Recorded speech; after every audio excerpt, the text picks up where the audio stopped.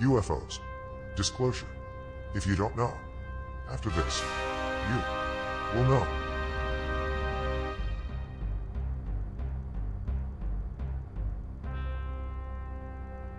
We're going to pattern what we're doing today after a formal congressional hearing. And first of all, we have with us Congresswoman Darlene Hooley, and we have Senator Mike Gravel. We have Congresswoman Carolyn Kilpatrick, and we have Congressman Congressman Merrill Cook. And we are all retired. So among us, we have 80 years or more experience, but 80 years just on the federal level. And Roscoe and I were classmates. We have 20 years each. And I have to tell you, it is our commitment today, as if we were part of a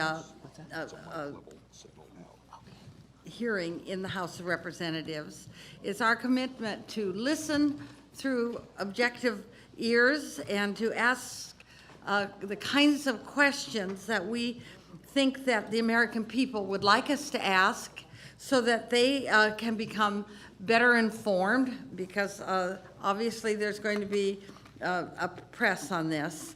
And we would like to make the public more aware, and we would like to have a hearing that could lead possibly to legislation or policy making. So if we're objective, if we're businesslike, and we stick to the issue, I think we're going to have a very, very interesting week.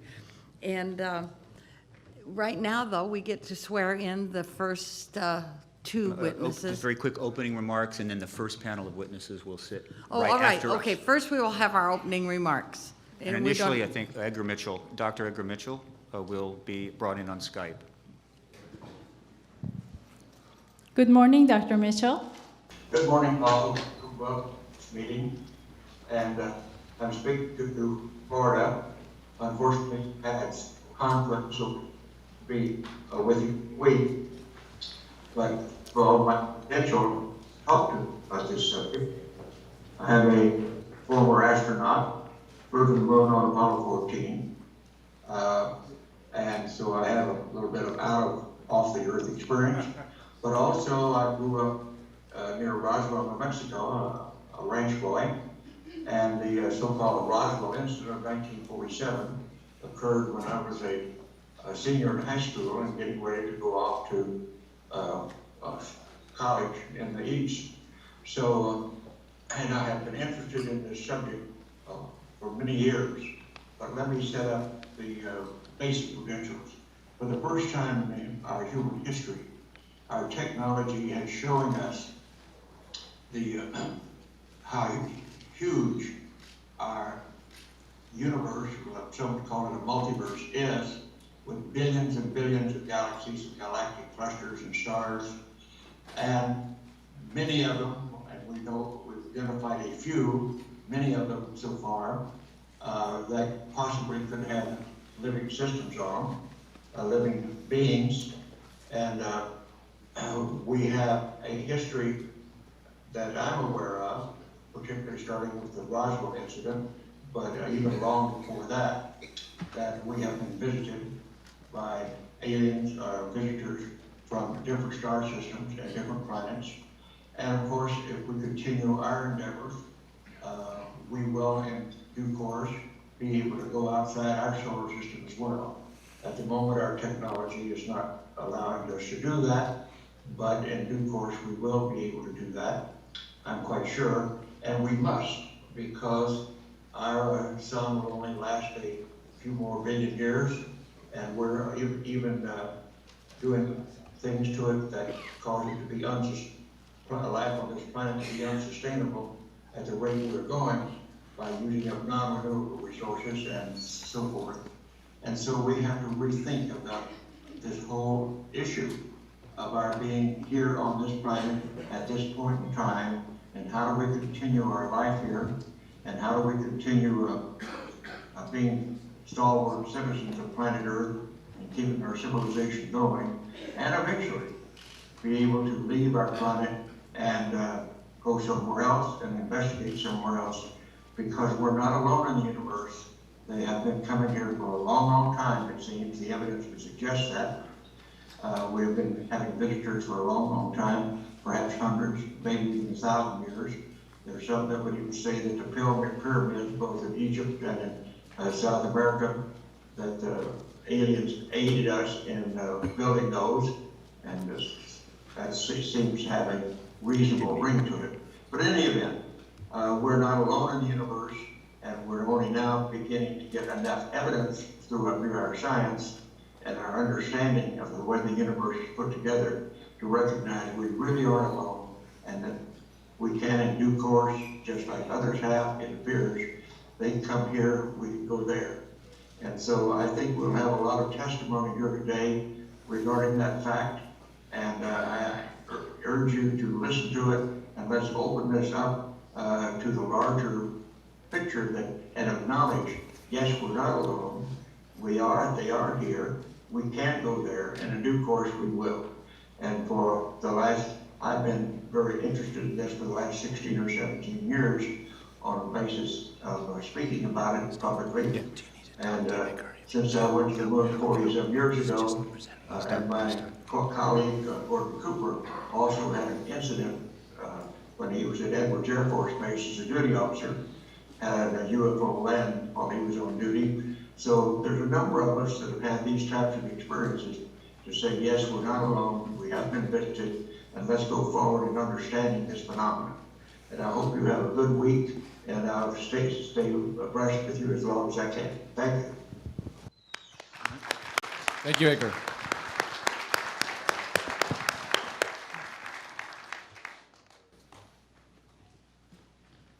Good morning. I'm Paul Hellyer, former Minister of Defense of Canada and a long-time participant in politics and governance. Over many decades of service to the Canadian people, I've come to understand and appreciate the importance of open, transparent government and the power of truth as antidote to the many afflictions the body politic is heir to. The true currency of the 21st century will not be gold or silver or a basket of currencies, however useful they may be. It will be trust. Without that commodity, progress and right action are undermined and delayed. There is only one way to regain trust: find and tell the truth.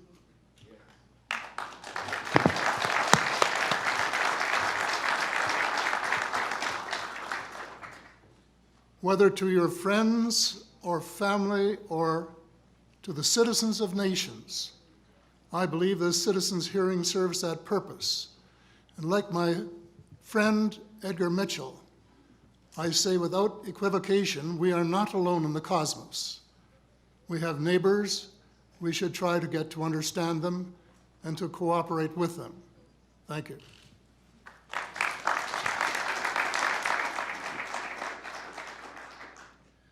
Good morning to the committee. I'm Stephen Bassett, Executive Director of Paradigm Research Group and an activist.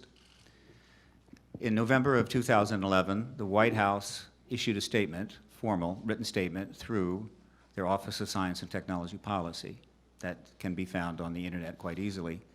This statement had 3 sentences. One, I paraphrase, there is no evidence whatsoever of any life outside of our planet, or that any life outside our planet has contacted or engaged the human race.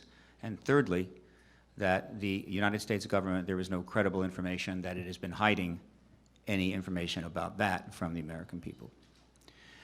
With all due respect to the White House and to the President, this statement is remarkable for 3 reasons. 1, it is false. 2, it is indefensibly false. But 3, and this is where it's very important, it is the first time in history that the executive branch has put its position on this matter in writing. And so there it is. That is the position of the White House.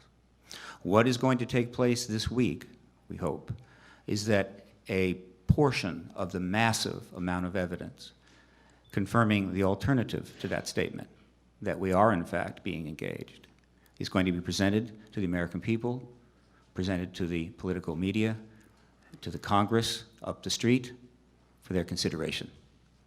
We hope that the, how would you say, comparison between what is shown here and the White House's position will prompt the political media to begin to go into investigation mode, not simply to record what is going on, but to ask very difficult questions, the obvious questions of the obvious people, individuals that are known to be involved in this issue in various ways.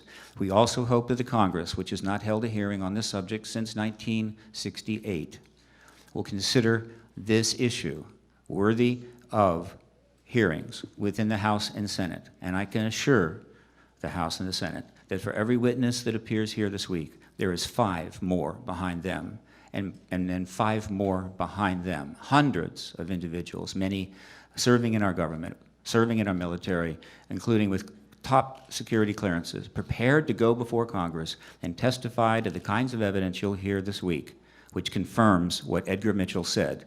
We are not alone in the universe. We are being engaged now. The government, for national security reasons, withheld that from us during the Cold War, but the Cold War is over, and now it's time to move forward. Thank you very much.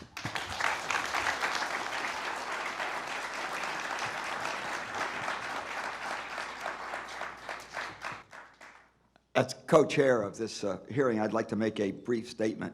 I think it was about 33 years ago, I was camping in West Virginia on a mountain 4,000 feet high. I got up in the middle of the night and went out, and I just couldn't believe what I saw. The stars looked so darn close, it looked like I could reach up and touch them. And there really was a Milky Way. I can't see it here. There's too much pollution. There's way too many lights here to see the Milky Way. We're just one star, a fairly mediocre star in the Milky Way. If the Milky Way was the United States, we're a fairly mediocre star somewhere in South Georgia. And there are a million other galaxies out there, a billion perhaps out there like ours. And you have to be very arrogant and very presumptive to believe that this, I'm a scientist. I got my PhD 66 years ago. And you have to be very arrogant and presumptive to believe that this is the only place where life exists in a universe this large. So I'm really looking forward to the testimony today. Thank you all very much for being here.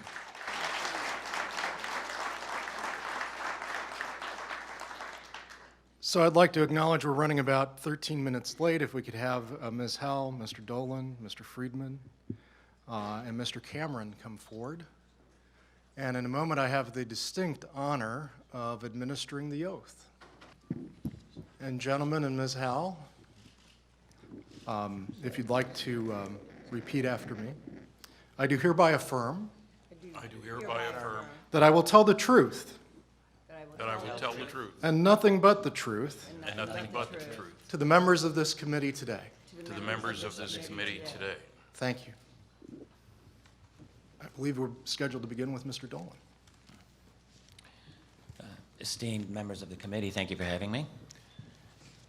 I'm a researcher and historian on the matter of UFOs, particularly as they relate to U.S. national security policy. I just have a short statement here. The UFO problem has involved military personnel around the world for more than 60 years, and it is wrapped in secrecy. Because this subject is so widely ridiculed, it's important to stress why it's worthy of serious attention. Stories of strange objects in the sky actually go far back in time, but from the 1940s to our own era, military personnel from the United States and many other nations have encountered unidentified flying objects, visually or on radar or both, sometimes at close range. These events happen not scores of times, but hundreds of times, perhaps thousands. Sometimes the encounter was nothing more than a solid radar return of an object moving at an incomprehensible speed, performing impossible maneuvers. Sometimes it included the violation of sensitive airspace. Often it involved the dispatch of one or more aircraft to intercept the object. At times, crew members have claimed to see a metallic disc-like object, sometimes with portholes, sometimes with lights, frequently engaged in what appeared to be intelligent evasive maneuvers. In a very few cases, it appears to have involved the military retrieval of a UFO. In a few others, it involved injury and even death to military personnel. And in a very large number of recorded instances, military personnel who encountered UFOs were adamant that they did not see a natural phenomenon. This is clearly a serious development, and it has been treated as such by those groups charged with maintaining national security. The CIA, the NSA, and all branches of military intelligence have historically received UFO reports and discussed the matter as something of serious concern. And yet, the military and other branches of government have created the fiction for public consumption only that the UFO problem is nothing to be concerned about, certainly not the result of little green men. We are fortunate that starting in the 1970s, the U.S. Freedom of Information Act began to help researchers learn some of the truth that lay behind the facade of propaganda. We learned, for example, that some U.S. military analysts initially feared that the Soviet Union might be behind the flying saucer wave of the 1940s and 50s. They studied this possibility but rejected it. They also rejected the possibility that these were secret American technology. And indeed, options quickly narrowed. Either this was something real and alien, or it was something conventional, but as yet unknown or unexplained. Already by the end of 1947, a contingent of analysts at the Air Technical Intelligence Center, ATIC, at Wright-Patterson Air Force Base, believed that UFOs were extraterrestrial. And by the summer of 1948, that team prepared what they called an estimate of the situation, stating the extraterrestrial hypothesis. The response: the team was dispersed and reassigned. Yet, thanks to FOIA and the courage of a few senior officials to go on the record, we have a collection of statements about UFOs that are so numerous as to be impossible to mention all of them here. But a few might give you an appropriate flavor of what I mean. Here is one from General Robert B. Landry, Air Force aide to President Harry S. Truman. Landry says, in an oral history interview given about 40 years ago, "I was called one afternoon in 1948 to come to the Oval Office. The president wanted to see me. I was directed to report quarterly to the president after consulting with Central Intelligence people as to whether or not any UFO incidents received by them could be considered as having any strategic threatening implications." Landry went on to say that he continued to brief President Truman in conjunction with the CIA quarterly for the rest of the Truman presidency. That's no less than 16 briefings. We might want to know why a man as busy as President Truman was, why he would take the time out of his schedule to have so many meetings about UFOs. And yet we have no official transcript or record of those briefings. This is a statement from a top secret 1948 Air Force intelligence report called Analysis of Flying Object Incidents in the U.S. Quote, "The frequency of reported sightings, the similarity in many of the characteristics attributed to the observed objects, and the quality of observers considered as a whole support the contention that some type of flying object has been observed. The origin of the devices is not ascertainable." And just two more quotations here I want to give you. An Air Force intelligence report from 1951 relating to an aerial encounter by a U.S. fighter pilot. Object described as flat on top and bottom and appearing from a front view to have round edges and slightly beveled. Quite a bit of detail there. No vapor trails or exhaust or visible means of propulsion, described as traveling at tremendous speed.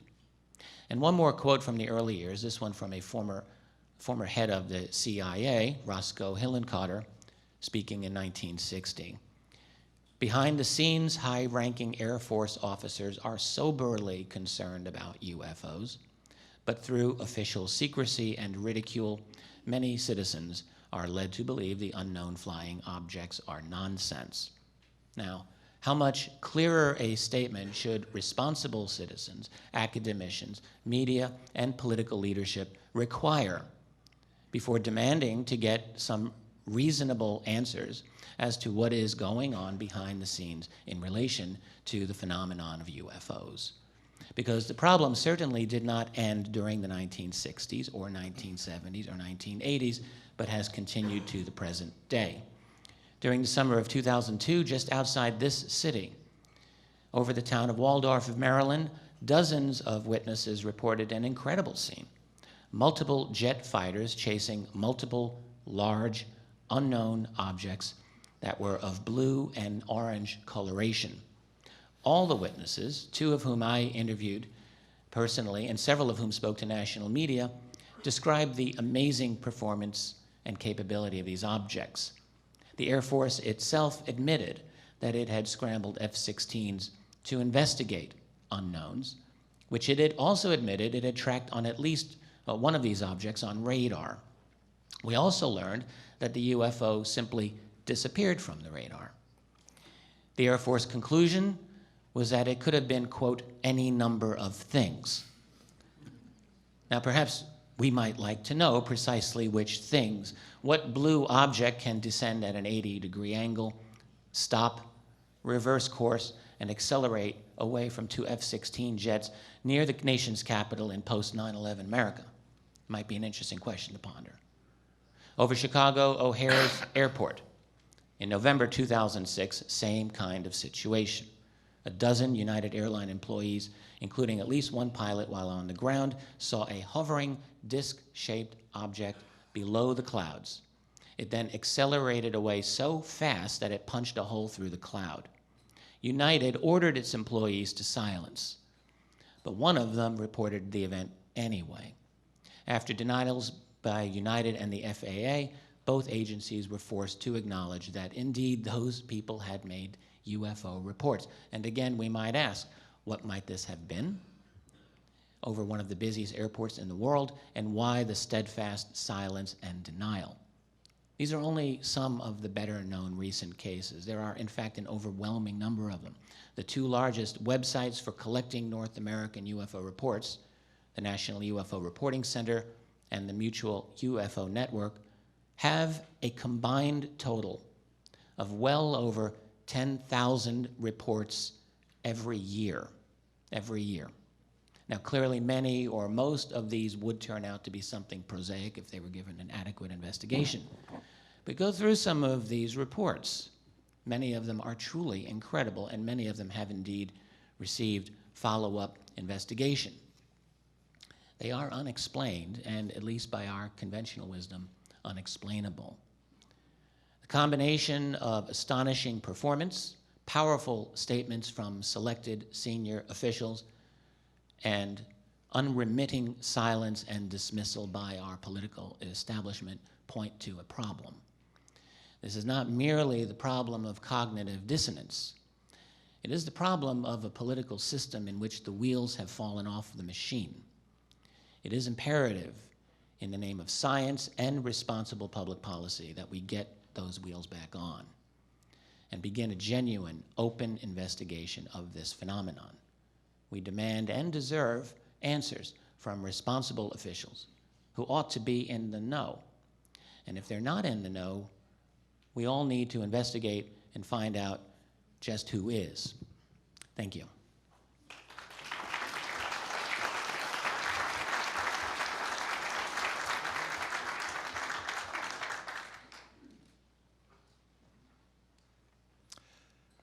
My name is Grant Cameron. I'm a private investigator. For the past 38 years, I have attempted to focus on what the highest levels of the U.S. government, military, and intelligence agencies know about the UFO phenomena. I'm the director of the President's UFO website. As Steve Bassett mentioned, the Obama administration has come out with an official statement stating there is no ET evidence for an interaction with ETs, and there is no cover-up. What I would like to do, based on my years of research, is present a few pieces of evidence which show that this statement, written by a low-level White House staffer, is ill-informed and not true. Mr. Dolan pointed out that President Truman had been briefed for 5 years orally on the subject of UFOs. That does not appear in the official record. I'd like to add that Truman on video does make a statement stating, yes, we discussed it at every conference we had with the military.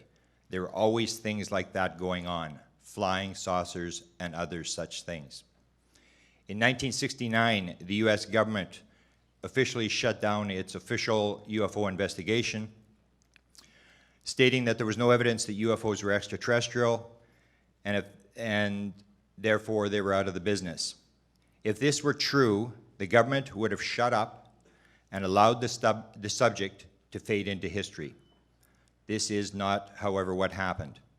Only 3 years after shutting down their program, the US Air Force, at the direction of the Secretary of the Air Force, contacted 2 documentary film producers who signed an official film contract at the Pentagon to do a documentary on UFOs. They were provided with a number of films and pictures, including a film of extraterrestrials landing at Holloman Air Force Base, of which they used 8 seconds in the final production. They were given another film marked Top Secret that was never returned and is still in their possession. The documentary was funded with $250,000, and they were asked not to source the funder of the money in the credits. A CIA agent was present through the entire production, and as Linda Howe can testify, she saw a letter to one of the producers from President Richard Nixon thanking him for his cooperation on the project.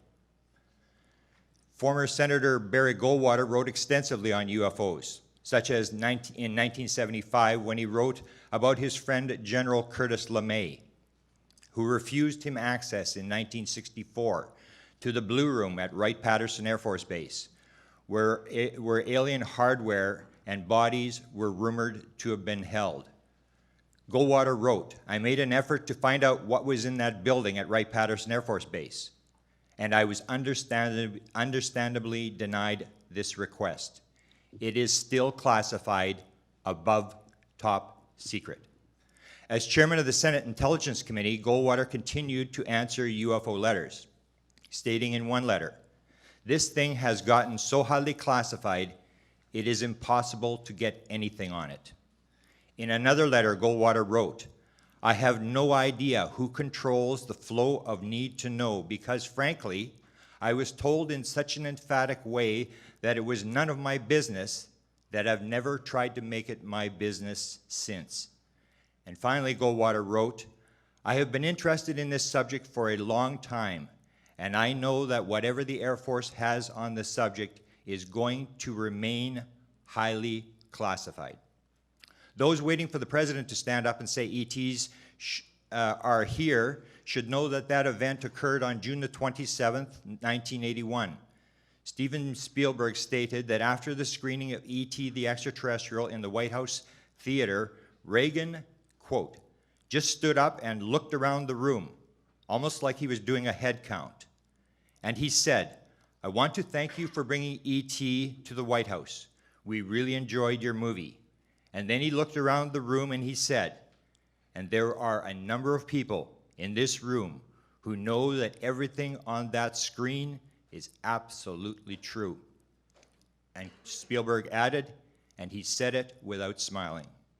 If you check the files of the Bush Library, you'll find nothing on UFOs. However, if you look at my files, you will find an audio of President Bush during the 1988 campaign being asked about UFOs, in which he says, 'I know some. I know a fair bit.'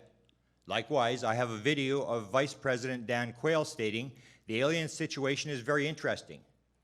We literally spent some time looking at this.' In April 2001, I asked Vice President Dick Cheney if he had been ever briefed on the subject of UFOs while he was on the Diana Rehm show here in Washington. Instead of Cheney stating that there were no credible ET evidence, Cheney replied, "If I had been briefed on that subject, it would probably be classified and I wouldn't be talking about it." Even President Obama has said things that run contrary to the statement put out by his own White House. This might be because neither he nor anybody in his office saw the petition on the ET question put in by Steve Bassett, despite the fact that over 12,000 people signed the petition addressed to the president. During a visit to Roswell, New Mexico in 2012, President Obama referred to the White House, to the Roswell crash, saying, "We're going to keep our secrets here." This raises the question, in light of the statement put out by his office that there is no ET cover-up, what secrets is President Obama referring to? Then, during a White House tour, President Obama anticipated a question that actor Will Smith's son, Jaden, wanted to ask about the reality of extraterrestrials. When they arrived in the White House Situation Room, the president said to Jaden, "I know what you want to ask. You want to know about the aliens. I can neither confirm nor deny that extraterrestrials have visited the Earth. But if they had, and if there had been a top secret meeting on the subject, it would have occurred in this very room." Then there is the story of Area 51, covered by 19-time Emmy Award-winning investigative reporter George Knapp, who has spent years covering the story. Knapp stated that he has over 24 witnesses who tell bits and pieces of a story of a captured live alien and extraterrestrial spacecrafts that are being back-engineered on the Nevada test site. He has also revealed during interviews that he had a discussion with Senator Howard Cannon shortly before his death, and that Howard Cannon basically confirmed to him that he had talked to Goldwater and the stories were true. Knapp stated that 6 of his witnesses were threatened, which succeeded them from stopping them from going on camera. Finally, in July 2012, Chase Brandon, a 42-year veteran of the CIA, was a guest of the 2 million listeners of the overnight radio talk show called Coast to Coast. His words on the ET cover-up were clear, as he referenced material he had seen at CIA headquarters. To quote Chase Brandon, "I absolutely know, as I sit here talking to you, that there was a craft beyond this world that crashed at Roswell, and that the military picked up the remains of not just a wreckage, but of cadavers. 100% in my heart and soul," said Brandon, "Roswell happened. There was a craft and absolutely cadavers. I don't know where the stuff is, but I know that Roswell happened." Thank you.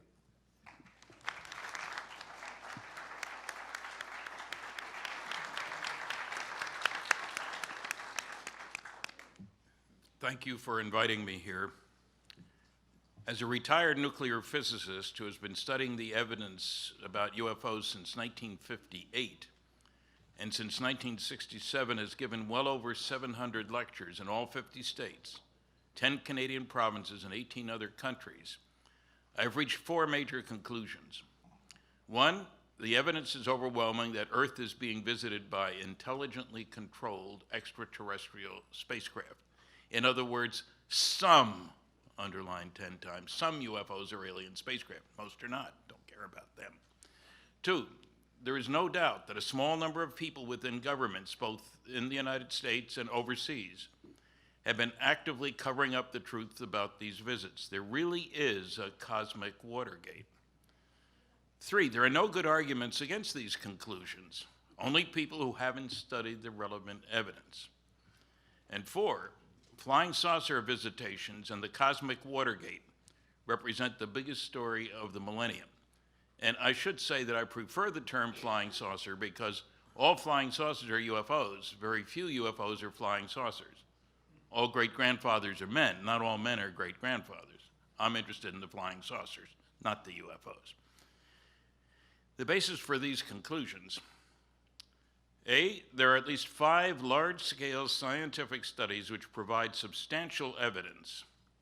These include Project Blue Book Special Report number 14, the largest study ever done for the United States Air Force, covering more than 3,200 cases with more than 200 charts, tables, graphs, and maps.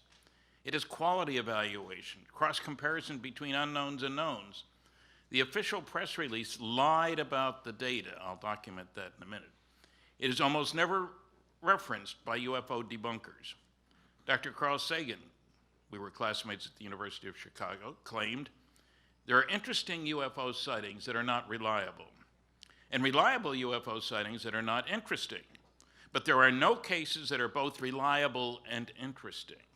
This statement was not backed up by reference to data, but is directly contradicted by the Blue Book Special Report 14 data. It was found that the more reliable the case, the more likely to be unexplainable. United States Air Force Secretary Donald Quarles, in the very widely distributed press release when the 1955 study was completed, flat out lied. It's a strong statement, and I'm sorry to make it, but it's true. He stated, quote, "We believe that no objects such as those popularly described as flying saucers have overflown the United States. Even the unknown 3% could have been identified as conventional phenomena or illusions if more complete observational data had been available." The fact of the matter in the report that he was talking about is that the unknowns comprise 21.5% of the cases, completely separate from the 9.3% listed as insufficient information. The 3% number was a lie. Furthermore, a statistical comparison of the unknowns and knowns showed that the probability that the unknowns were just misknowns was less than 1%. It must further be noted that the press release did not give the title of the report or the company that did the work, Battelle Memorial Institute. If they'd given the title, surely some newsman would have said, "Hey, what happened to reports 1 through 13? Had never heard about them." The correct answer, had it been given, would have been that they were all classified. It's a very valuable source of information, this report. It's funny how the debunkers never talk about it. Another primary source of valuable data, which should be of interest to you all, are the congressional hearings of July 29th, 1968, which included testimony from 12 scientists. The most important paper was by Dr. James E. McDonald, professor of physics at the University of Arizona. He had talked to 500 witnesses, but he presented 41 outstanding cases, including multiple witness radar visual sightings, sightings by pilots, by astronomers, by meteorologists. He noted physical trace cases, of which by now more than 5,000 have been collected by Ted Phillips from 95 countries. They get dull. Same thing was happening all over the world. Saucer is seen on the ground. It leaves. They find physical changes. Happens here. It happens there. It happens everywhere. 1/6 of those cases involved reports of small beings associated with the craft while it was on the ground. I was the youngest contributor to those, and I think the only survivor since then, to those hearings in 1968. And I was the only one without a PhD. That might tell you something. I'm not sure what. The proceedings, incidentally, are still available online. One of the contributors was Dr. J. Allen Hynek, chairman of the astronomy department at Northwestern University, and for 20 years, United States Air Force scientific consultant to Project Blue Book. His book, The UFO Experience, A Scientific Inquiry, should be required reading by anybody who's going to talk about flying saucers, especially negatively. According to another source here, according to a special UFO subcommittee of the American Institute of Aeronautics and Astronautics, world's largest group of space scientists, 30% of the 117 cases studied by the University of Colorado, government-sponsored study in the late 60s, and discussed in the Condon report, Edward U. Condon, could not be identified. And yet the headline said, "Scientific study shows no UFOs." Totally untrue. There's a 2-volume report called the UFO Evidence, which has loads of data, hundreds of cases that couldn't be identified. There's also the Cometa report from France, which goes into numerous excellent, officially involved cases in France. There are a dozen PhD theses about UFOs. One of them demonstrating how poor the press coverage has been. I haven't seen one about coverage by the scientific community or coverage by the political committee. That's another story. Anybody need a PhD thesis topic? There's 2 good ones. Also, a third one, the will not to believe on the part of scientists. It's a sickness, a disease, if you will, infecting people who think they know all there is to know and don't. A really bad example of bias and ignorance appeared in Astronomy magazine this month, May 2013, by Dr. Phil Plait. He does a blog, The Bad Astronomy. The title of the article, believe it or not, is The Science Behind UFOs. It's a cover story. He somehow manages to mention none of the 5 large-scale scientific studies that I've just talked about, or any of the 5,000 physical trace cases, or any multiple witness radar visual cases, or abductions, nor advanced technology studies at national labs and in industry showing trips to nearby stars in reasonable round-trip times using fusion propulsion are feasible. I worked on fusion back in the early 60s. And to give you a form of reference, every star in the universe or multiverse produces its energy by nuclear fusion. That's what H-bombs are all about. And a good demonstration of the atom and the UFO together, if you will, is that in a very short period, we managed to go from a 10-ton blockbuster, World War II, 1945, took a big B-29 to carry it. That was in 1944. In 1945, the first A-bomb, 15,000 tons of TNT, not 10.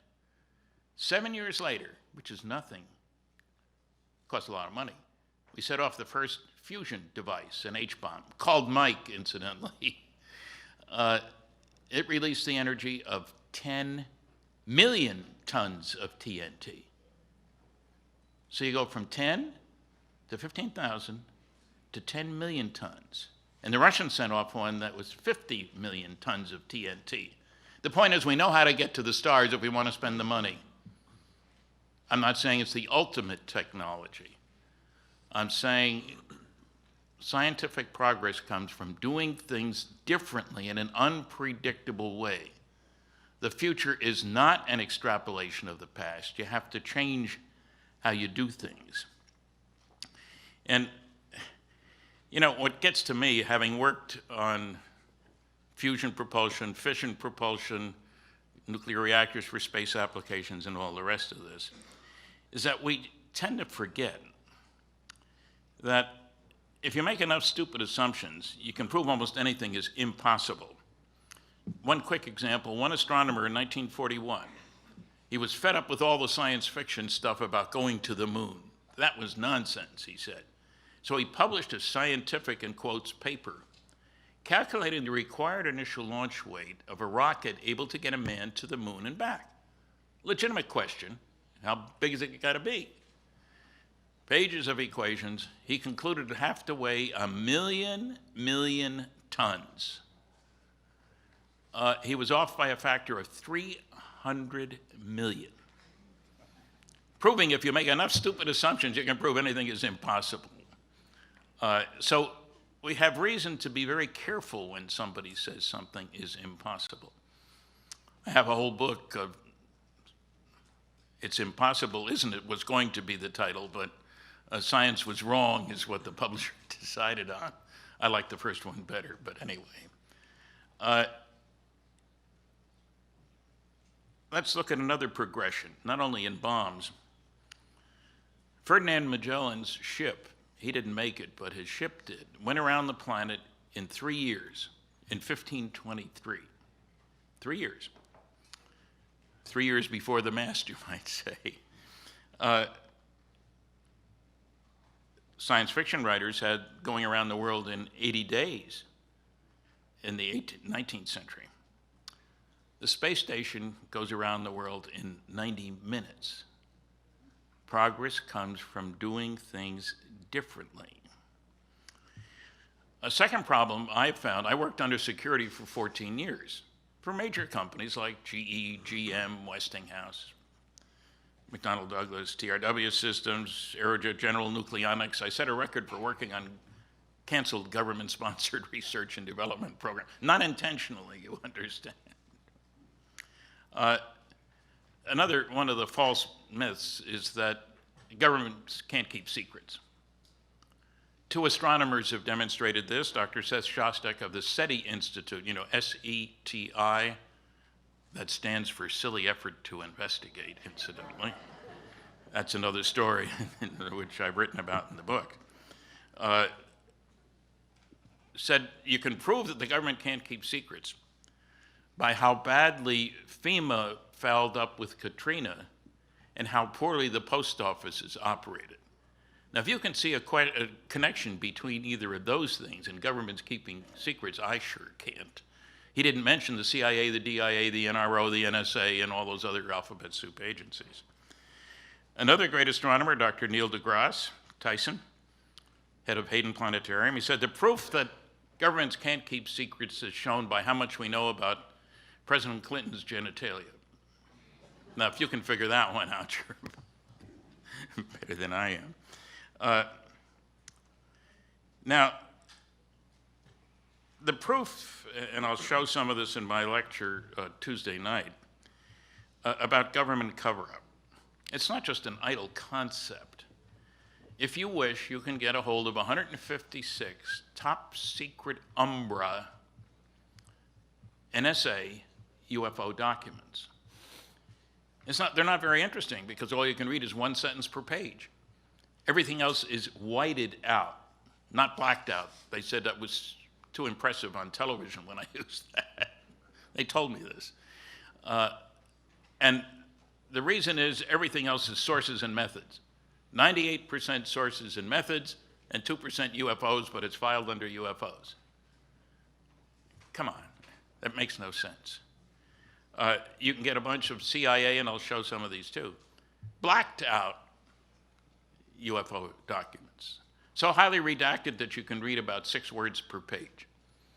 And my favorite thing, and it took me 3 years to get this, was one of the CIA UFO documents that says on the top, deny in toto.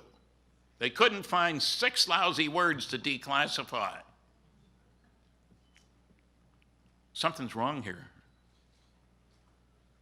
And I have to tell you, 1 minute? Okay, I won't tell you. Maybe I'll tell you that Tuesday night. One more thing. Air Force General Carol Bolender stated that UFO reports which could affect national security, he was asked to look about what we should do about Project Blue Book, are not part of the Blue Book system. UFO reports which could affect national security are not part of the Blue Book system. Incredible statement. I located him, I talked to him on the phone, he verified there are 2 separate reporting channels. You never heard that from the Air Force. His job was to decide what to do about Project Blue Book, and it was canceled because of this memo. But the public never heard that he said, reports which could affect national security are not part of the Blue Book system. People are surprised. Just one more sentence here, 2 sentences. I've won several debates on UFOs. I've only had 11 hecklers and over 700 lectures. It's past time for the press, scientific, and political communities to do their homework. And I should add, at least 3 UFO crashes have occurred. You'll hear more about those later in these hearings. Thank you very much.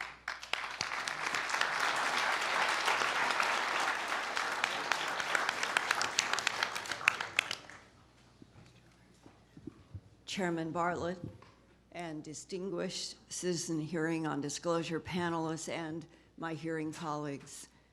My name is Linda Moulton Howe. I grew up in Boise, Idaho, where my father, Chet Moulton, was director of aeronautics. One of his friends was Kenneth Arnold, who reported the unidentified flying objects over Mount Rainier in June of 1947, and a local reporter then coined the phrase UFO, unidentified flying objects. I remember my father dismissed the idea of extraterrestrials altogether, and that is the bias with which I grew up. I attended the University of Colorado in Boulder when I earned a cum laude Bachelor of Arts in English Literature, and I went on to Stanford University in California to earn a master's degree in communication, producing documentary films for the Stanford Medical Center. My master's thesis film was about the Stanford Linear Accelerator's first efforts to have computers analyze subatomic particle bombardments.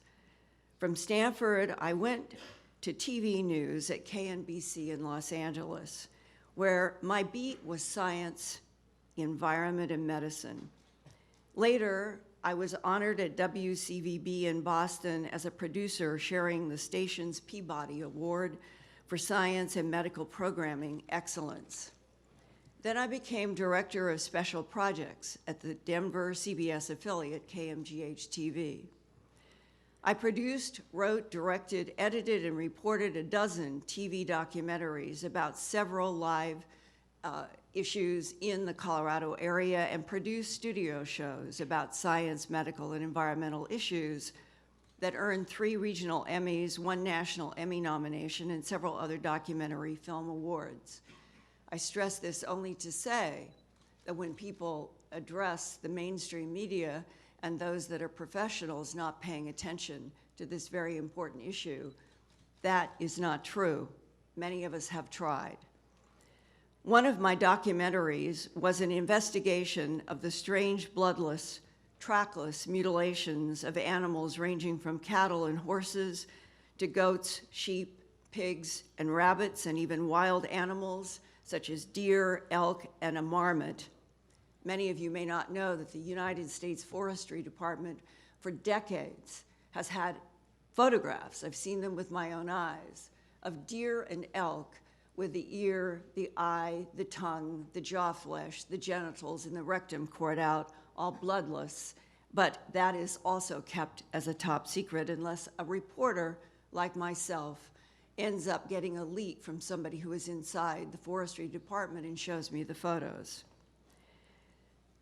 Now, these mutilations at the time that I was in Colorado in 1979 had been appearing in a series of repeated cycles since the early 1960s.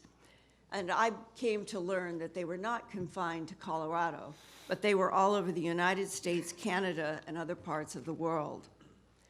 The first research interview that I did for that animal mutilation documentary was with former Logan County Sheriff Tex Graves. He told me bluntly on my first meeting with him, quote, "The perpetrators of animal mutilations are creatures from outer space," close quote. But he would not go on the record in front of a camera and say those words for a public to see. He said, "You will have to get somebody else to tell you that truth." And in fact, a few ranchers told me about beams of light from round or glowing objects in the sky that they had seen with their own eyes pick up cattle from a pasture or lure an animal to a pasture, dead with the same bloodless excisions. The beam transport would explain why there are no tracks, not even the animal's own tracks, around bodies that are found on dusty pastures that have no grass.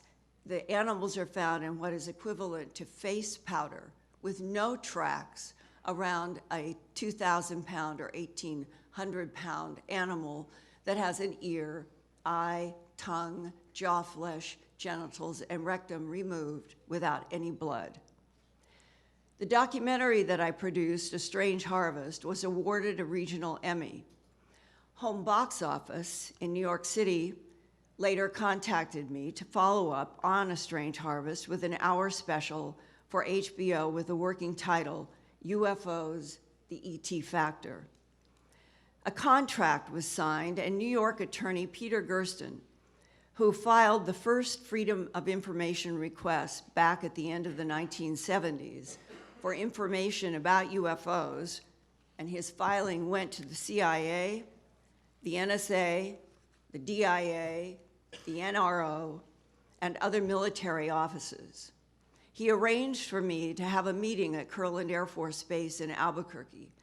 Mr. Gersten had received correspondence from an agent at the U.S. Air Force Office of Special Investigations about a dramatic landing of a disc and humanoid entities at Ellsworth Air Force Base in South Dakota. I was to go to a meeting at Kirtland Air Force Base and get the names, addresses, and phone numbers of some of the eyewitnesses of an exchange between our military security and something from this landed disc. But instead, the agent took out of a desk drawer a document of sorts, and handed them to me saying, "My superiors have asked me to show this to you. You can read it, you can ask me questions, but you cannot have this paper," and ordered me to sit in the middle of the room in order to read the document that he was handing me. Later, I learned that I had been both videotaped, audiotaped, and photographed sitting in that chair, reading that briefing paper, and the responses and questions that I had to the AFOSI agent at the Kirtland AFOSI office that day, April 9th, 1983. The document had a title, all caps on a front page, quote, "Briefing paper for the President of the United States on the subject of unidentified aerial craft," and in this document, the phrase unidentified aerial vehicles was also used, UACs and UAVs instead of UFOs. The document gave a history of the US government's history of retrieval of crashed or landed craft in Roswell, Aztec, and Magdalena, New Mexico, northern Arizona, and northern Mexico south of Laredo, Texas, and a second series of one or more crashes in the Roswell area in 1949. The alleged presidential briefing paper also described information from a live extraterrestrial biological entity, the acronym is EBE, EBE, taken from a crash site near Roswell, New Mexico in 1949, 2 years after the historically famous 1947 July crashes of not discs, but my understanding is wedge-shaped craft that contained small humanoid bodies, both dead and alive. I was told that one of the first scientists brought in on autopsies of dead alien bodies was a herpetologist who studies snakes and reptiles. The skin and eyes of the non-humans were described as scaled like a snake's body, and the eyes had vertical slit pupils beneath dark protective lenses. Since April 9, 1983, I have witnesses and physical evidence that support that alleged presidential briefing paper shown to me at Kirtland Air Force Base, and I have been reporting about the hardest facts and evidence that I have been able to muster as an investigative reporter since then for television, for radio, and for books that I have done. Today, on April 29th, 2013, 30 years later, as a longtime TV producer and investigative reporter who produces the science and environment website, earthfiles.com, and also reports monthly for Premier Radio Network's broadcast of Coast to Coast AM in Los Angeles, I can, before you today, assert that the pressure of facts accumulated from military and intelligent eyewitnesses, from ranchers and pathologists, from pilots and astronauts, from fellow human experiencers in the UFO abduction syndrome, and from leaks by scientists and computer experts who have worked on back engineering extraterrestrial technologies extracted from non-human craft, there is no doubt that the United States government since World War II and the FDR and Truman administrations has known about the extraterrestrial interactions with Earth and that their policies of denial in the alleged interest of national security are still in effect. My greatest challenge as a journalist is to get on the record what I am told by military and intelligence agents and other eyewitnesses on the record. National security in what is supposed to be a democratic government of, for, and by the people is not served by lies and secrecy. Every American and the whole world deserves the truth about non-humans, past, present, and future, interacting with this planet. Thank you.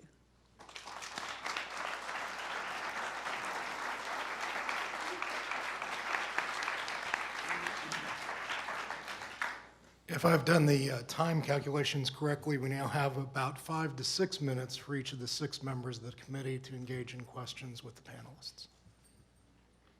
As is my custom as a co-chair, I will reserve my questions till the end. I've always done that in the Congress. If my questions have been asked by my colleagues, I will simply thank the witnesses.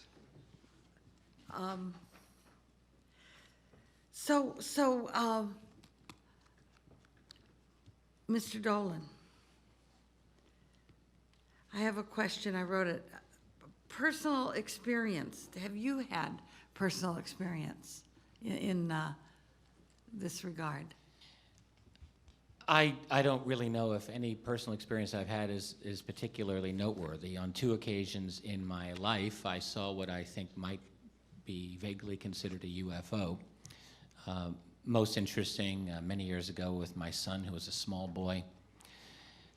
Was holding his hand in a bright blue, perfectly blue sky. I saw an object that was quite unusual, brighter than anything I'd ever seen in the sky other than the sun. And he was very small. He watched me staring at this thing, silent and wondering, what happened to Dad? And I turned to reassure him for one moment, and I looked back literally 1 second later, and the thing was gone. I have no idea what it was. That's really never been my motivation for studying this. I fell into this topic about 20 years ago while doing dissertation work on U.S. national security, circa 1950, and just stumbled into the topic of UFOs, and I guess you could call it an obsession ever since. So why do you think that I mean, I know it's opinion, so we get this. Why the steadfast silence and denial? I think the implications are vastly, very profound. If we try to rewind the clock 60 plus years back to the 1940s and just imagine, just pretend for the moment that it actually happened, because many of us, I think it did, that an event, say at Roswell, happened, or maybe elsewhere, or other types of grave violations of airspace were going on. You think back to the very post-World War II era, the world was in a state of just flat on its back, trying to get back. There were millions of homeless people around the world, people on the brink of starvation, the early Cold War.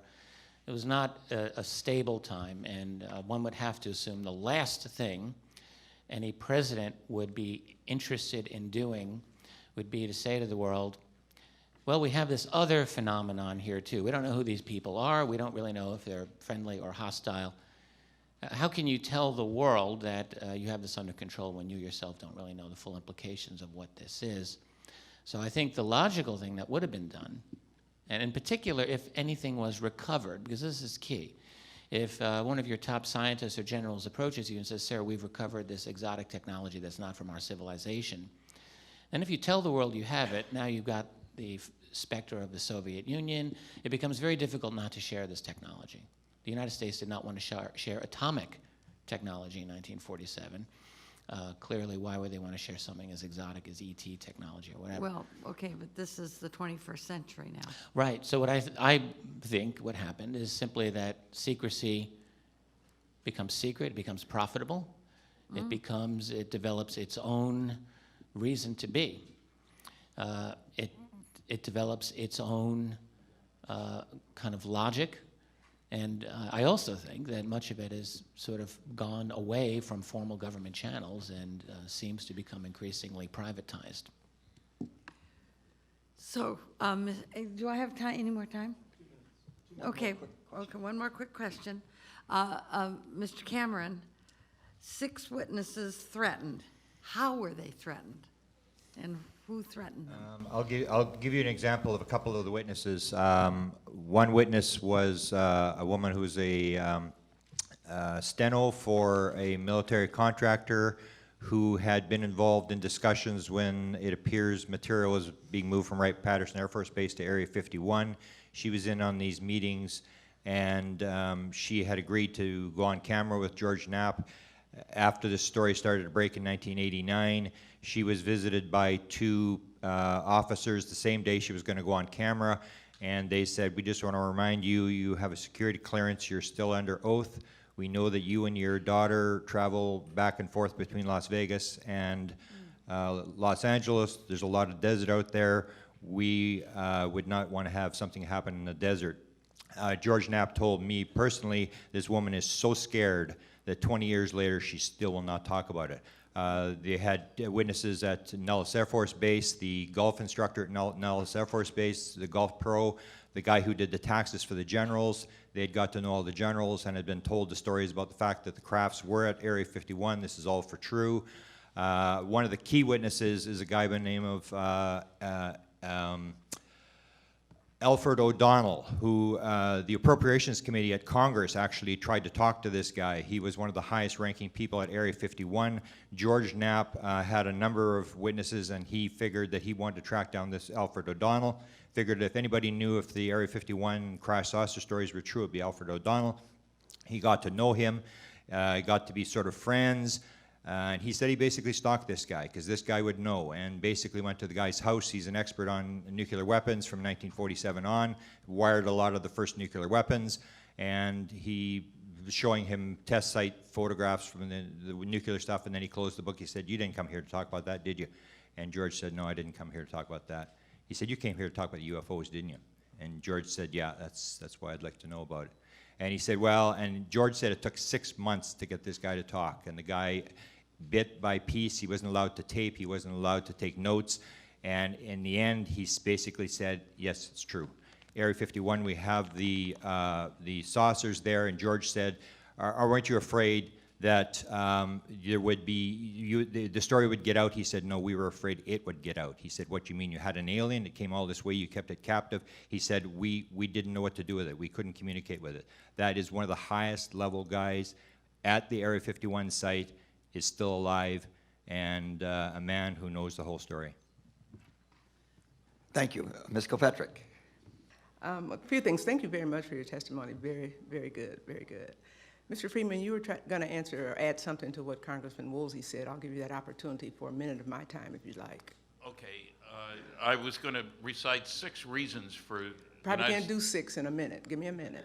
Oh, sure you can. You want to figure out how the saucers work. You worry about the other guy figuring out how the saucers work. You worry about it if an announcement would be made that the younger generation would push for an earthling orientation if we were told the planet's being visited. No government, including ours, wants that. We have the problem of Pat Robertson saying all the UFO stuff is the work of the devil, and all the intelligent life in the universe is here on planet Earth. I take issue with that. Finally, we have 2 special things. If they're coming here, some people say it's going to upset our whole technology. They've got things that will get rid of the oil industry, the car industry, plane industry, economic chaos. Reclaiming my time. Thank you, sir. Thank you very much. Mr. Cameron, you mentioned that you are, and I'm assuming it's currently the President's director of the President's UFO website. Are you currently that? Yes. And that means for President Obama? No, I have a website that basically, my experience was I had a sighting, Everybody was interested, but I basically wanted to find out who knew what was going on. I went up the chain of command, figured the president's the most powerful guy. This is one of the most important subjects. What does the president know? So what I've done, I have a website that accumulates all the stories of what the various presidents have said, rumored stories and sightings. So that's what I've done. I have a site that deals with the presidents and the subject of UFOs. Okay, so that's where I wanted you to explain that first of all. So then does any of the presidents, and what year did you establish that? When was that established, the website? It goes back about 15 years. Okay, so then the presidents there, the 3 or 4, President Clinton, President Bush 1 and 2. I have the stories from all the presidents. And do they acknowledge the website and have given you any support, or is it just like, ooh, you can't talk about it? I've gotten no interaction with the White House. They have been on the site a few times, but Okay. no interaction. So it's for information for people of the world to access. For the public, because there's a lot of rumored stories, and I don't really say this is true, that's not true. There's a lot of rumored stories about various presidents who have seen UFOs, what they've said about UFOs, and basically I just put it down so everybody can look at it. Okay, that's good information. We need that. Thank you, ma'am. It's always one woman that comes through for everything that we do, so we thank you for yours, a different point of view and all of that as well. What do you do with all that information? You've seen it, you've read it in the middle of a room and photographed and all of that. What do you do? I mean, everybody becomes, we got nuclear scientists and all of that at the table. Are you frustrated? I mean, what are we going to do with this? It's a world phenomena. You all know better than I. We're kind of neophytes here, except for the scientists here. I mean, what do you do with it? Things like we're doing today, and urge the Congress, since 1968, has not had a hearing to do something else about it in the Science Committee that they did some 40-plus years ago. Comment? My beat has always been science, environment, and medicine, and it never changed. And it was getting into the animal mutilations and having the shock of law enforcement tell me that the perpetrators were creatures from outer space that was quite stunning. I did feel like I was Alice in Wonderland going through a mirror into a completely different reality than what we live in our 9-to-5 daily lives.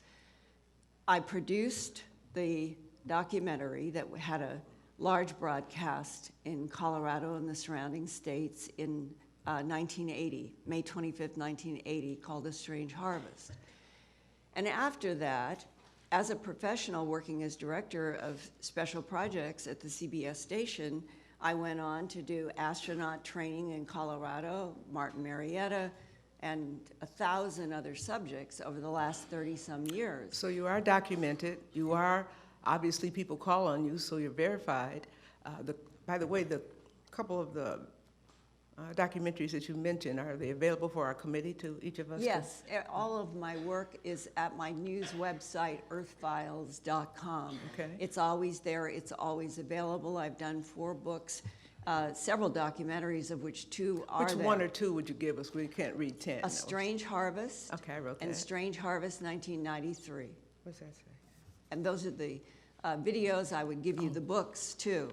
That's An Okay. Alien Harvest, Glimpses of Other Realities, Volume 1 and 2. Okay. And But if Mysterious we Life. Googled your name, we'd see all of that, perhaps, right? Yes. Okay. Earthfiles.com. And the only reason I'm rushing, because 5 minutes goes quickly. I don't know if I'm out of time or. 30 seconds.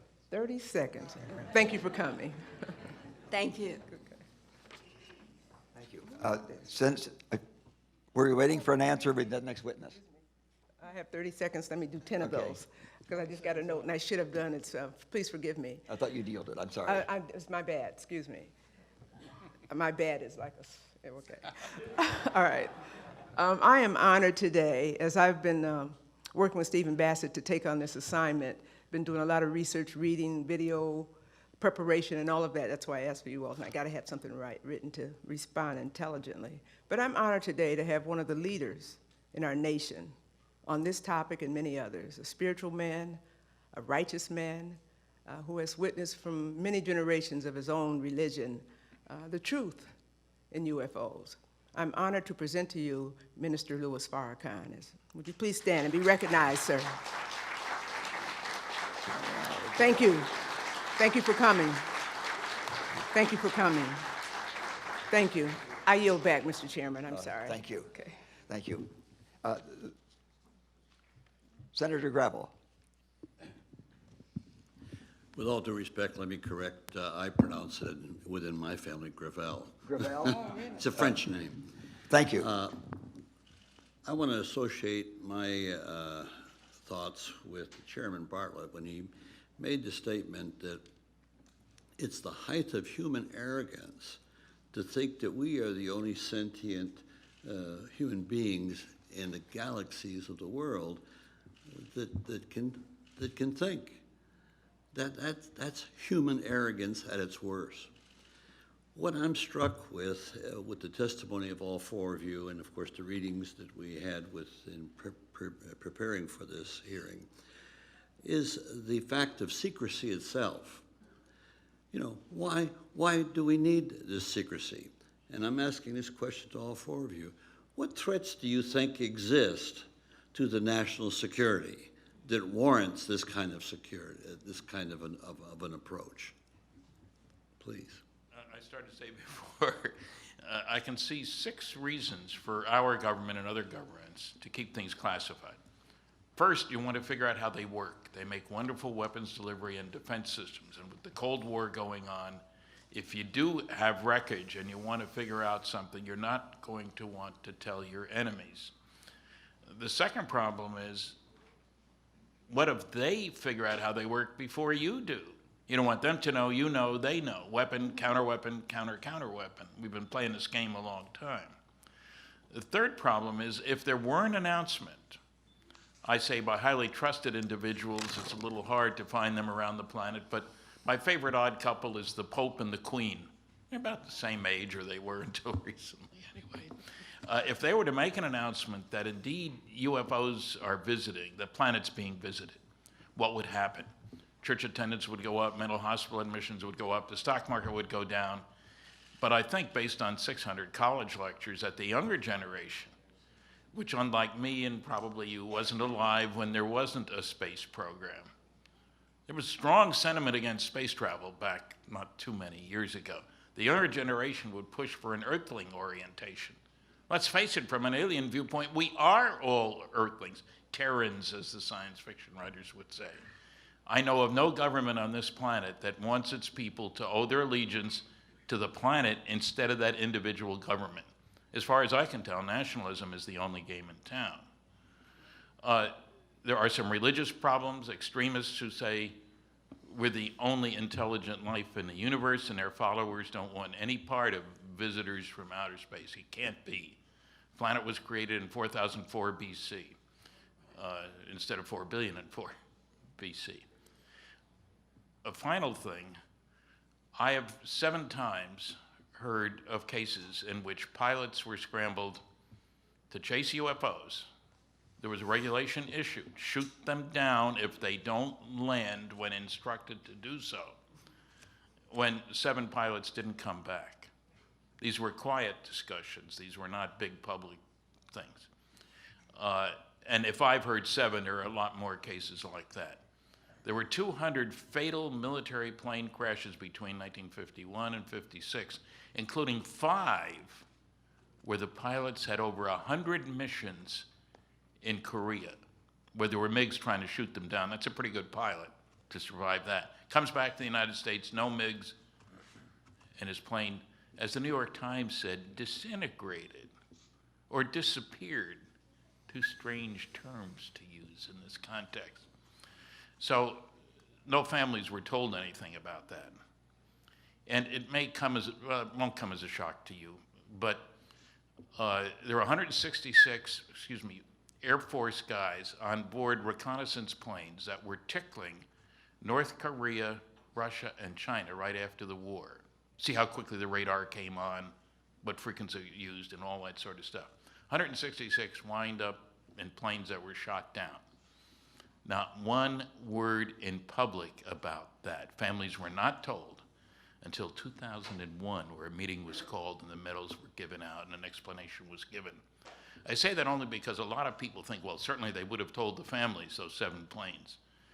So that's an area of concern, I think, to admit that we can't do anything about these guys. Powerlessness is not something that attracts people to government. May I add Please. a very quick follow-up and not taking a lot of time? I talked earlier about why I think that the possession of certain radical technology would have initiated some of this secrecy. Also, I think the need to maintain some level of social control, not knowing what these other beings were, at least in the early years. But I think what happens is once a secret goes on for long enough, it becomes a real nightmare to kind of contain. I can only imagine the difficulty that President Obama would face if he were somehow to make this announcement. I mean, really, if he were if something were to force him to make an admission that yes, these UFOs apparently, at least some of them, are real. What does he then say at this press conference? I know what he'd like to say, which is, well, thanks everyone, I'm going on a vacation for about 6 months. Because there are a lot of follow-up questions that would be, frankly, very uncomfortable for him to deal with. I think one of the questions that most responsible journalists would want to ask is, how on earth were you guys able to keep this secret for over 60 years? How did you do it? And the implications for getting into that whole issue are a nightmare, because you're starting to deal with, has there been some level of control or over the mainstream major media, academic community? In fact, there are many off-the-shelf academic studies that show intelligence community influence over our major journalism and over our major academic communities. It's not a big secret. This is a long-standing relationship. But there would be some very deep questions to ask about that, about the nature of special access programs and unacknowledged special access programs, the primordial black budget. All of these would now become the target of citizen inquiry. And I believe firmly that an admission on this topic, in addition to all of the scientific and existential issues that it raises, also gets into just some nasty, concrete political issues that I don't think any presidential administration would want to have to deal with. And I could add to Please. that, from leaked sources, military and intel that I have encountered in my career, there is a complexity that as you go deeper beyond lights in the sky craft, a government interest in back engineering technology. There is testimony from, for example, someone who had worked at Wright-Patterson in the medical department, who has told me, and this is a historic fact as far as I know, that on one of the first autopsies that were done from one of the crashes in Roswell in 1947, and that was not the beginning. We had been retrieving craft and bodies from at least 1941 in Cape Girardeau, Missouri. But in terms of Roswell, one of the bodies, when the surgeon took a scalpel to start a T or a Y section on the autopsy, the report was, this is not tissue, it was fabric. And that in 1947, our government was discovering that they weren't probably dealing with the prime intelligence that was behind the craft, that they were dealing with something that would fall into the area of androidism. Today, we have drones that are overflying the world. Back in 1947, our government came to understand that some of the bodies that they were taking from these craft were not even biological tissue as we understand it. And then you combine that with a sentence that I read in the alleged briefing paper that I was shown at Kirtland Air Force Base in the OSI office, the quote, which has never left my mind: "These extraterrestrial biological entities manipulated DNA in already evolving primates to create Homo sapien," close quote. Then that suggests that the relationship between what is in the skies, on the ground, underground, and interacting with humans and animals and plant life on this planet, as one man working for the DIA in retirement told me, "Linda, we are convinced that the intelligence interacting with this planet has been here for more than 270 million years, predating the dinosaurs." If the size and the scope of this is that large, and if our government began to stumble onto these facts piece by piece in World War II and after, then I can understand why President Truman and Churchill and Eisenhower and that group of people would have said, let's wait 2 generations until we find out what we're dealing with. And what makes me nervous and what bothers me is why in 2013 is the policy of denial not only in effect, but the people that I am talking to on the phone have visits by somebody from the government saying, you are not to talk to Linda Moulton Howe ever again. Something is very wrong in the underbelly of this country that I think is related directly to a policy of denial from World War II about the fact that extraterrestrial biological entities, to use our government's own phrase in its own alleged documents, are interacting with this planet, have been for centuries, and that there is an intimate relationship between what we are and what they made. And that might explain why there's no wholesale evidence anywhere that the non-humans want to kill humans. They want, it appears, from my point of view as an investigative reporter talking with so many people, that there is an ongoing research program about what is happening on this planet and the surface life on Earth. How much time do I have left?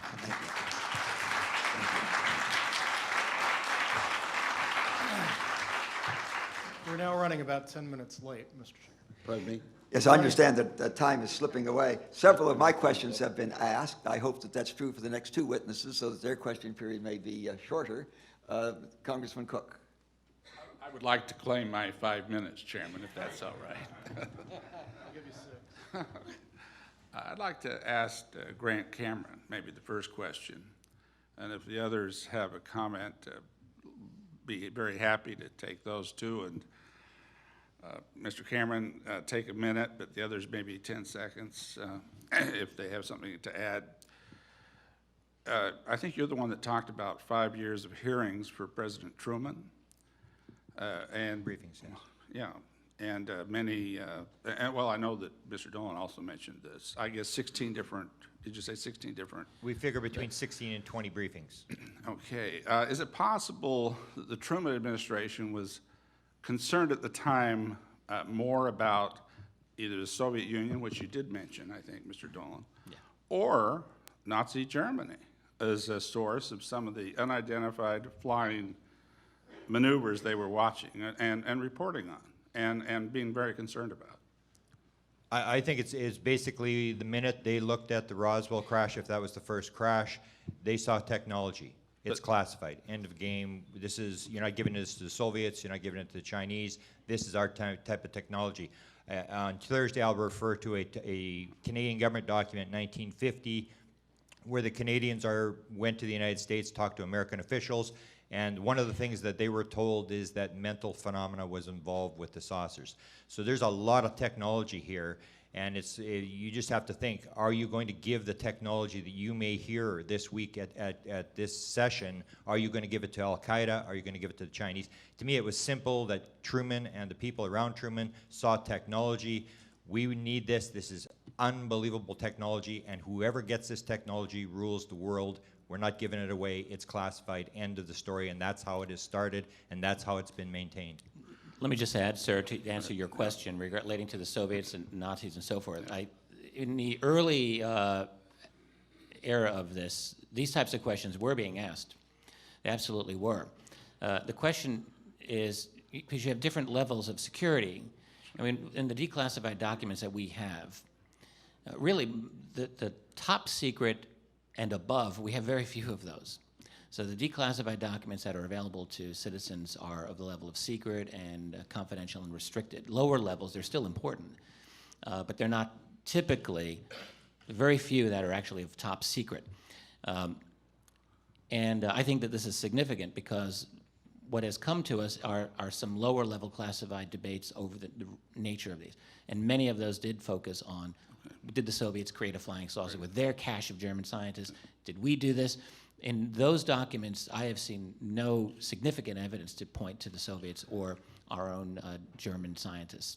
Okay, before I invite maybe 15 seconds from both Mr. Friedman and Ms. Howe. Could you also comment on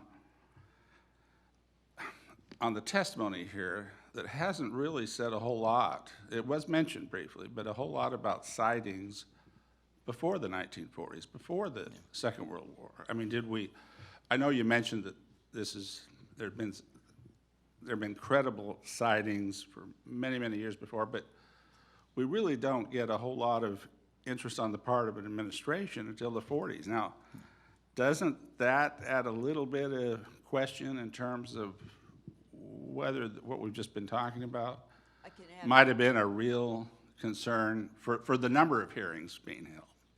I can add one thing. What happened in July of 1945, we tested a bomb, White Sands, and then we dropped 2 in August on Japan. And I believe that that action, which was a nuclear event, became a focus to this intelligence. And therefore, that's how the government became so intensely aware. Can I add? Sure. I've done the presidents. I spent a lot of time trying to find stories of UFOs back in history through presidents. It starts in Roosevelt's day. It ties into the atomic bomb. If you go through presidential history, presidents are watched very closely. All their records are kept. I can find nothing before Roosevelt. So this is tied into the atomic. Okay, but you're not age. saying, Mr. Cameron, are you, or any of you saying that President Wilson would have never been interested in phenomena that might involve extraterrestrial? No, I think that the difference is that we really only in our own society develop much of a capability of detecting them. I mean, in World War II, we get radar. So we develop electronic means of detection. We, for the first time ever, have a lot of people in the air. So I think in earlier times, it's not that this phenomenon didn't happen, but there were fewer stories and not really in front row center of our consciousness. By the end of World War II, there were 3 things that told our visitors from out there that soon we'd be going out there, which would scare the heck out of them because we're such a primitive society. Atomic bombs, powerful rockets used to kill, not to deliver the mail, as some people said they would, and powerful radar, the beginning of the electronics revolution. The only place in the world in July 1947 where you could check out all 3 of those was southeastern New Mexico, which is where Roswell is. I'm going to reclaim just the last 30 seconds if I can, too. And again, if you'll take just maybe a quick yes or no.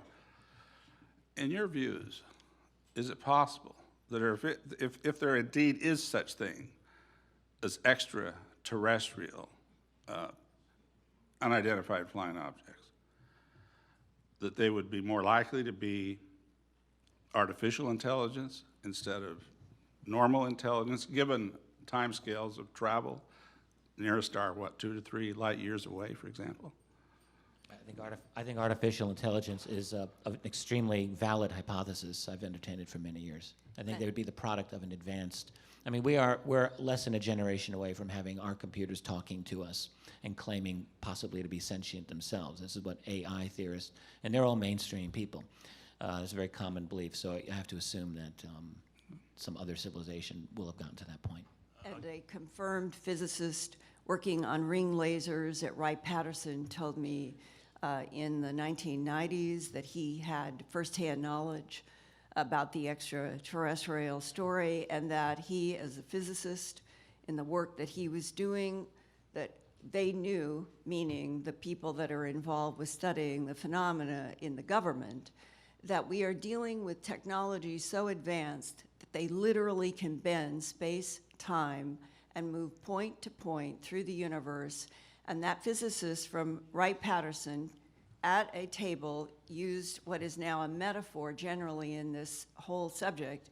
He took the napkin on the lunch table and he put it and said, "Linda, this is what they do." And he put one point and he did like this. This is space-time, that we're dealing with technologies that can bend space-time and put the corner to the corner.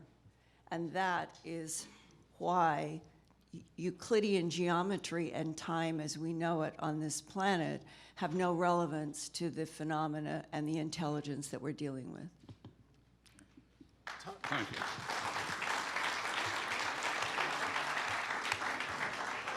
time does have some relevance for us, and we are running late. I think we should shoot for getting the next panel started around 11, which would be 15 minutes late. Give a little bit of time for a stretch and have 6 minutes for the final member of Congress to ask Oh, the no, questions. there are Two two more. left, I'm sorry. Well, then we'll that'll try to be a go quickly. stretch. Congresswoman Hooley? Thank you, Mr. Chair. Thanks for all of you for testifying. Question.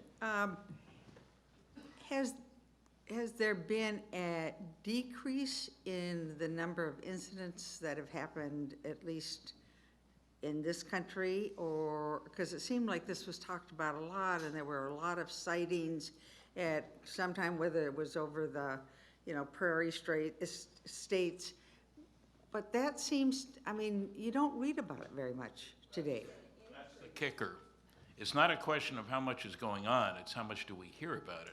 I check most of my audiences at the end of my lecture, I don't have guts enough to do it at the beginning, and find that 10% of the attendees believe they've seen a flying saucer. But then I ask, how many of you reported what you saw? 90% of the hands go down. MUFON, the Mutual UFO Network, is getting over 600 reports a month. You don't hear about most of those cases, where the public's grown accustomed, I guess, or the media is unwilling to get involved. How many UFO reporters do you know? And I know of 2 competent journalists who are really into UFOs. That's an awful small number, George Knapp being one. And what about in other countries?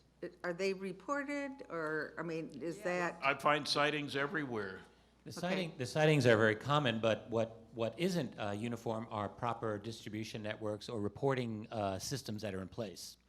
So what we've developed here in the U.S. are a number of websites that collect reports, and as I mentioned earlier, my estimate is a rough one, but it's not less than 10,000 reports actually are written by people per year, 10,000 in North America, that's U.S. and Canada. Elsewhere in the world, there are obviously many sightings. They're increasing, they're not decreasing, because people are now having better capabilities of reporting these. One of the problems with less developed nations elsewhere in the world in years past is just, if you saw a UFO, who do you report it to? There was really no mechanisms to do it, and that's improving now. So now we're seeing reports out of China, India, Africa, and really around the world. But still, there aren't, there's not a lot of infrastructure among civilian groups, for example, who really would be the ones that publicize this, to get the word out. You have our YouTube channels and people doing this on their own. What really I think is needed is a kind of coordinated global kind of organizational effort, and hopefully we'll get that. Another problem is language. I am constantly confronted with the issue that something happens in China or South America or a country that does not speak English, and I'm an American journalist trying to report so that an American audience can understand.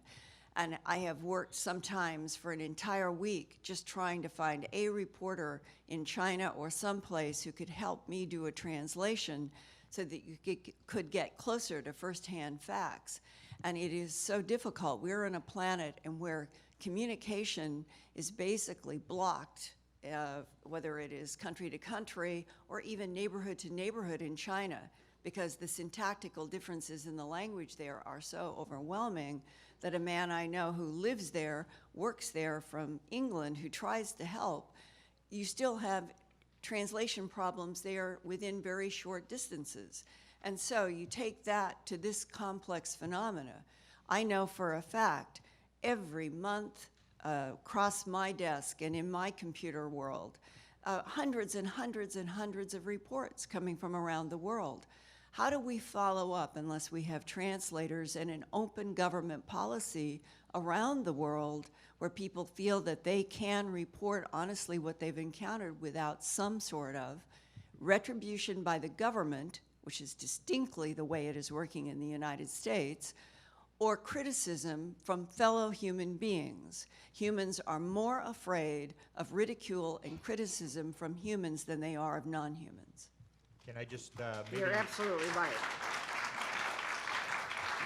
Can I make a point that I made in my presentation, which sort of sums this up? The problem is the coverage. It's not how many sightings there are. The more people are covering it, the more sightings you're going to get. Basically comes down to the story of Chase Brandon. Chase Brandon was identified himself as the second most powerful person in the CIA outside the director to speak publicly on behalf of the CIA. He was the liaison for CIA to Hollywood. He could speak publicly on behalf of the CIA. He comes out in front of 2 million people and says, I saw the files, I saw a box, Roswell was real, there was aliens, this is for real, and nobody covered the story. It's as simple as that. It's just not being covered. Thank you. Thank you very much. As I had anticipated, most of my questions have been asked. There was lots of discussion on why a cover-up. Congressman Cook asked a question. There wasn't a lengthy discussion of it, and that is, there have been a number of sightings before anybody had an airplane or a lighter-than aircraft in the air. And I think that people need to understand that this is not just a current day. As our technology to develop, the sightings become more frequent, but there have been sightings way back in history. Am I not correct? That is absolutely correct. Yes. Okay. fine I just book, wanted that and the to be Bible. on the record. By the way, extraterrestrials are not anti-biblical. If you read the book of Job, you should expect them. Maybe they can't get here, but they sure got to heaven as far as the book of Job is concerned. You can read about them there. The one question I had which wasn't answered, and I would like, you don't have to give an answer now because time's up, but I would like for the record for you to tell us how many unexplained sightings out there. Now, lots of these things can be kind of wished away and explained away. Two people that get on a craft, they could have rehearsed their lie so that they now, under hypnotism, tell you the same lie. You know, but there are some things that just can't be explained away. How many sightings have there been, unexplained sightings, that have been accompanied by radar? Sightings are easy, lights on clouds and so forth, and that can behave in very erratic ways.